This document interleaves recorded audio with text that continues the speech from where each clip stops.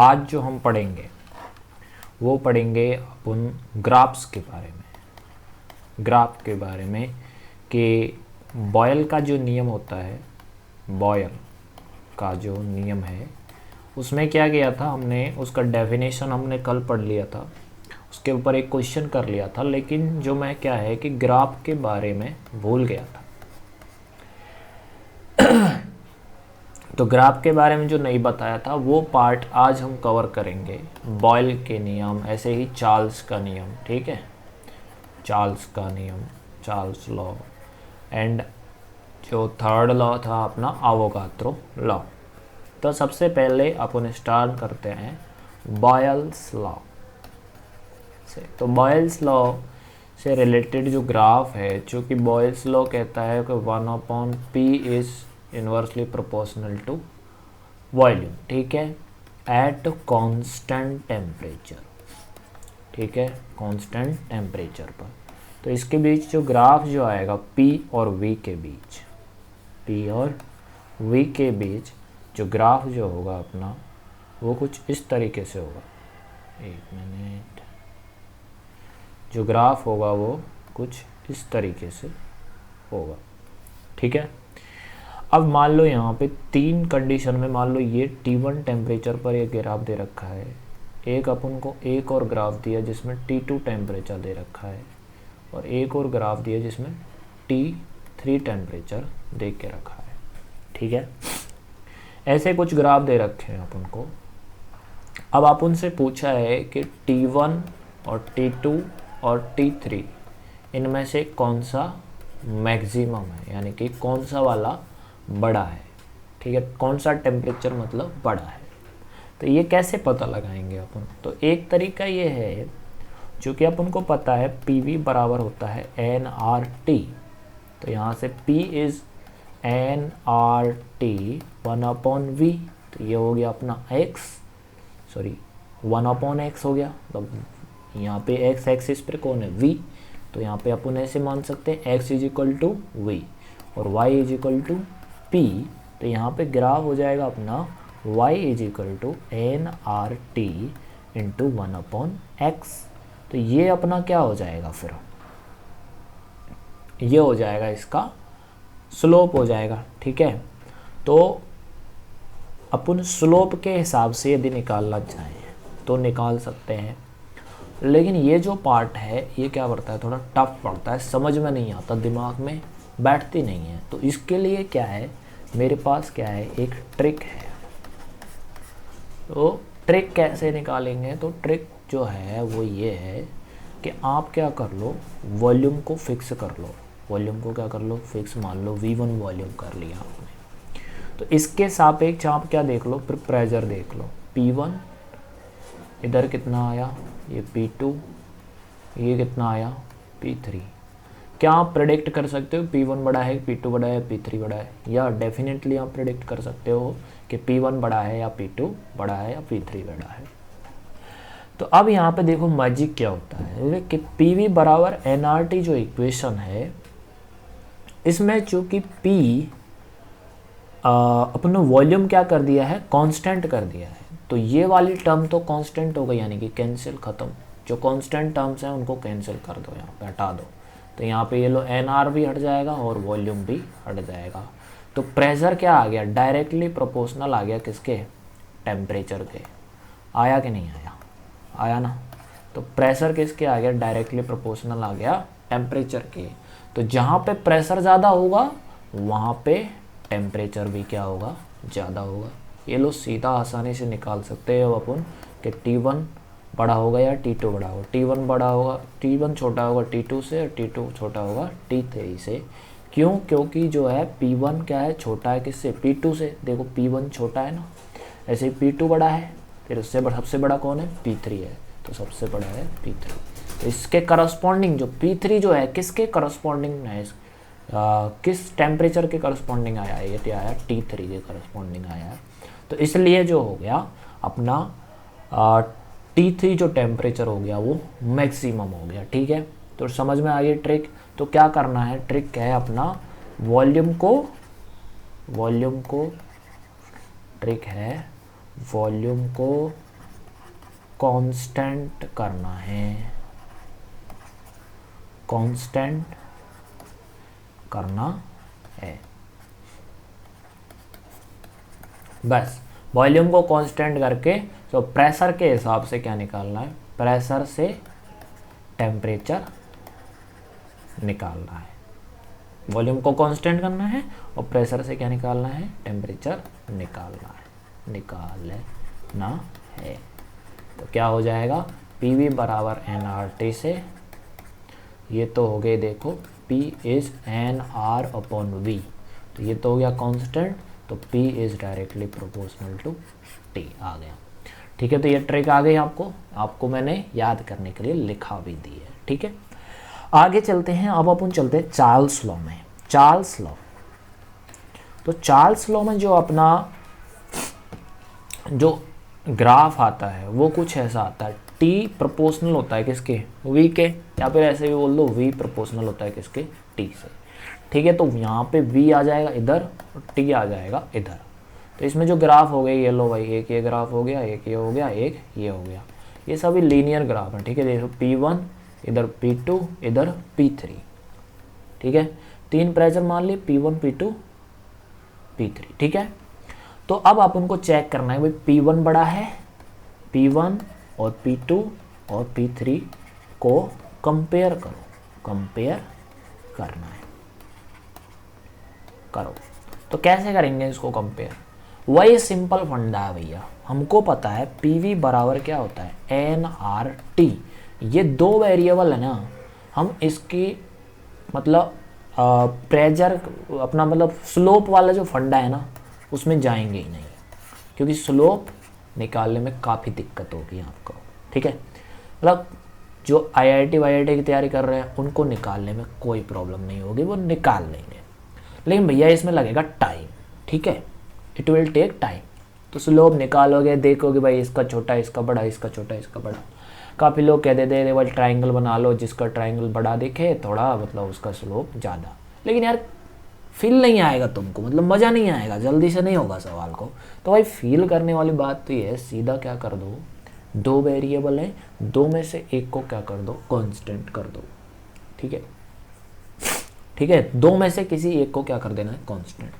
अब अपन क्या करते आ रहे हैं, एक्स एक्सिस वाले को कांस्टेंट करते आ रहे हैं, तो भैया कोई बात नहीं है, तो एक्स वाले को ही कांस्टेंट इस बार भी कर लेते हैं। तो क्या कर लिया भैया, टेम्परेचर कांस्टेंट कर लिया मैंने T1 पर।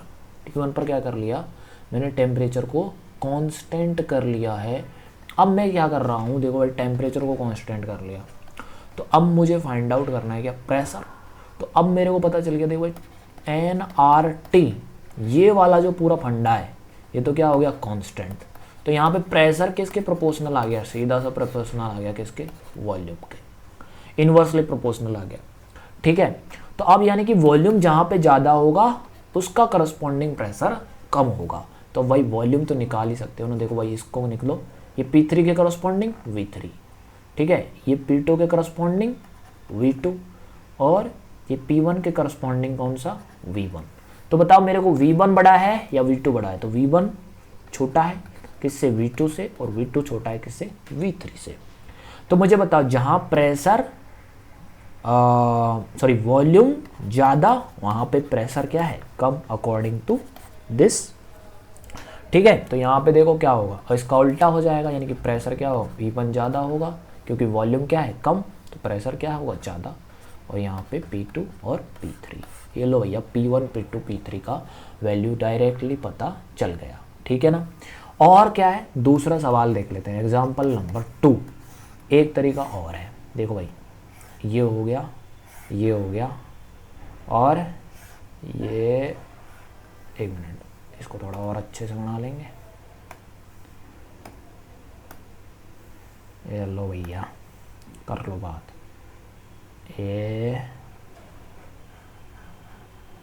सीधी लाइन है, ठीक है, तो मान लेना ये तीन लाइन हो गए, ये V हो गया और ये T हो गया। ठीक है, अब क्या करना है, अब की बार ये वही अपन मान लो, इसे P3 मान लिया, इसे P2 मान लिया, इसे P1 मान लो। ठीक है, उल्टा मान लिया, इससे फर्क नहीं पड़ेगा, किसको भी कुछ भी मान लो।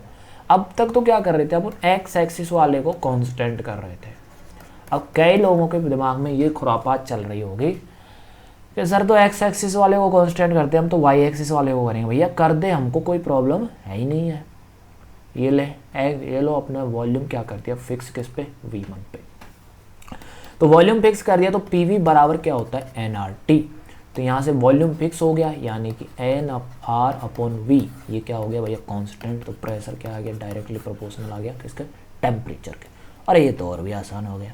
देखो भाई, जिसका टेम्परेचर ज़्यादा उसका प्रेशर कम। ये किसके करस्पॉन्डिंग टेम्परेचर है, ये देखो इस लाइन, ये P1 वाली को कट कर रहा है ना, तो P1 वाली को इधर, ये कौन सी वाली को कर रहा है, P2 वाली को, सॉरी ये T1, ठीक है।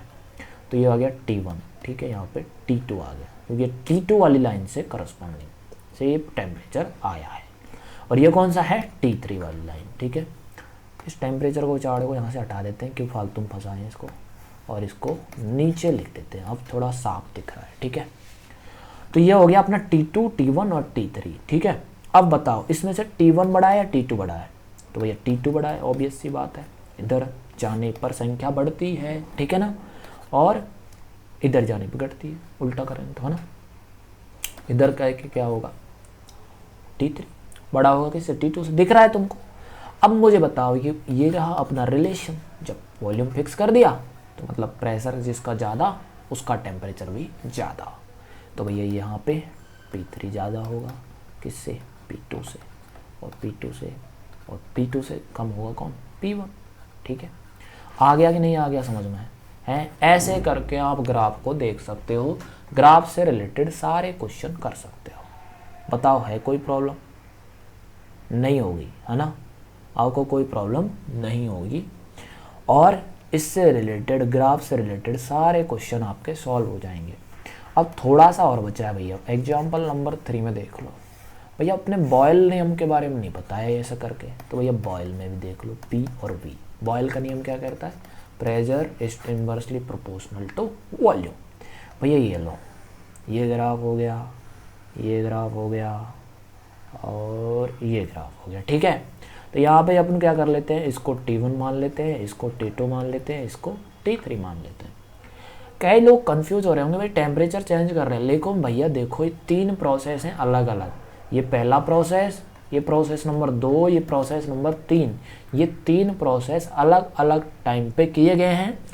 एक बार जब हम प्रोसेस कर रहे थे, जो पहले टाइम पे जो हम प्रोसेस कर रहे हैं, तो उस टाइम पे हमारा टेम्परेचर जो है वो T1 है। लेकिन जब हमने दोबारा किया, मान लो तुमने एक तो घर पे किया, घर पे तुम्हारा जो टेम्परेचर है वो 25 डिग्री सेल्सियस है। बाद में तुमने क्या किया, एक कुछ ऐसा चीज़ ले ली जिससे क्या है कि तुमने टेम्परेचर बढ़ा दिया, और टेम्परेचर कितना कर दिया तुमने, मान लो 50 डिग्री सेल्सियस कर लिया। अब तुम 50 डिग्री सेल्सियस टेम्परेचर करके फिर उसी एक्सपेरिमेंट को कर रहे हो, लेकिन टेम्परेचर तो तुम्हारा फिक्स है ना। तो ये प्रोसेस क्या है, अलग अलग हैं, ठीक है। अब इसमें अपन को इन अलग अलग प्रोसेस के अपन को क्या दिए हैं, ये ग्राफ दिए हैं। अब ये अलग अलग प्रोसेस के जो ग्राफ दिए हैं, अब इनमें अपन को बताना है कि कौन से ग्राफ में टेम्परेचर ज़्यादा रहा होगा, ठीक है। तो ये चीज़ अपन को बतानी है इस ग्राफ को देख के। तो पहले मैंने बता दिया भाई, वॉल्यूम को फिक्स करके भी आप प्रेशर को देख लो, तो भी आप सवाल को सॉल्व कर सकते हो। कैसे, प्रेशर इज प्रोपोर्शनल आ जाता है किसके, टेम्परेचर के। किससे आता है, PV बराबर nRT से आता है। PV बराबर nRT को आप नहीं जानते तो पिछली वीडियो देखी मैंने बनाई हुई है, जाके देख लो, 27 मिनट के, ज़्यादा टाइम भी वेस्ट नहीं होगा, समझ जाओगे सारी चीज़ें, ठीक है। और बाकी थ्योरी, बॉयल नियम, चार्ल्स नियम, अवोगाद्रो नियम वगैरह के बारे में जानना है तो भी जाके उसी वीडियो को देख लो, ठीक है। अब बात आती है, मैंने भाई वॉल्यूम को कांस्टेंट करके तो ये सवाल सॉल्व करना सिखा दिया। अब यदि तुमने प्रेशर कांस्टेंट कर दिया तो कर दो भैया, कोई प्रॉब्लम नहीं है मेरे को।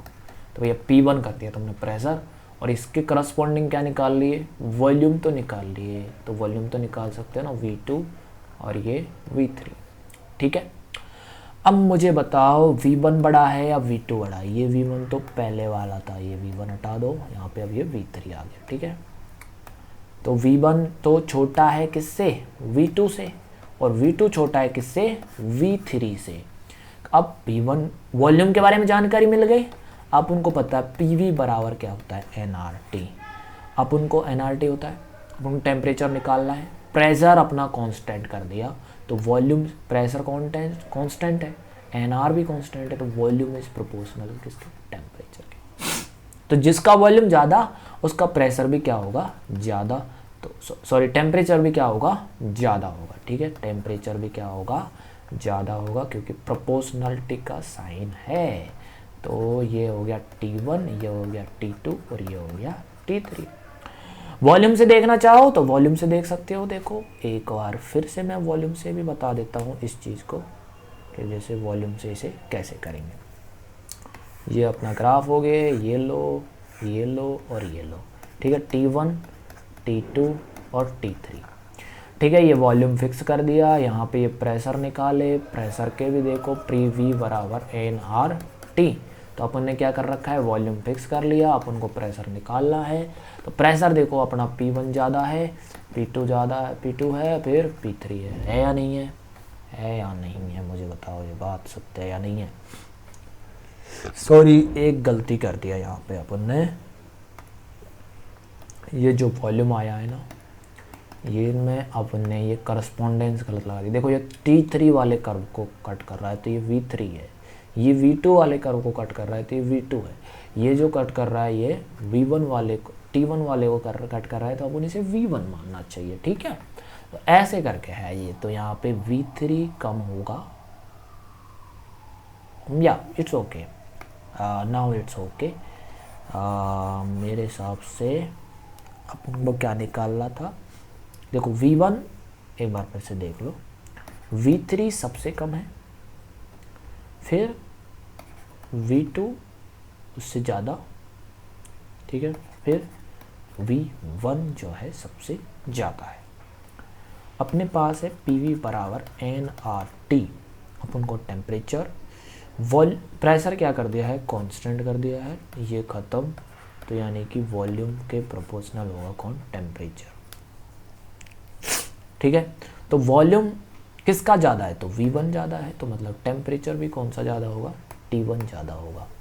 ठीक है, टेम्परेचर भी T1 ज़्यादा होगा, T1 ज़्यादा होगा, फिर T2 होगा और फिर T3 होगा। या इट्स ओके, लॉजिक वही है, बस मैंने ये करस्पॉन्डिंग जो ये था ना, ये जैसे T3 के करस्पॉन्डिंग अपन V3 मान रहे हैं। ठीक है, तो वो थोड़ा मिस्टेक हो गया था, मतलब करस्पॉन्डिंग मानने में, उसका कोई प्रॉब्लम नहीं है। ठीक है, मेरे हिसाब से आप समझदार लोग हैं, समझ गए होंगे बात को। ये P1, P2, P3, तो यहाँ पे देखो प्रेशर के प्रोपोर्शनल है कौन, टेम्परेचर। ठीक है, तो P1 ज़्यादा है किससे, P2 से और P3 से। ठीक है, अब यहाँ पे क्या होगा, तो फिर T1 ज़्यादा होगा, T2 भी ज़्यादा होगा और T3 भी ज़्यादा होगा। देखो यहाँ पर T1 ज़्यादा आया, T2, T3, यहाँ पर भी T1, T2, T3। I hope आपको समझ में आ गया होगा और ग्राफ के सारे क्वेश्चन हो जाएंगे। नहीं हो तो कमेंट बॉक्स में बताना कौन सा सवाल नहीं हो रहा, मैं उसका सॉल्यूशन आपको पर्सनली भेज दूंगा। थैंक यू सो मच, मिलते हैं अगली वीडियो में।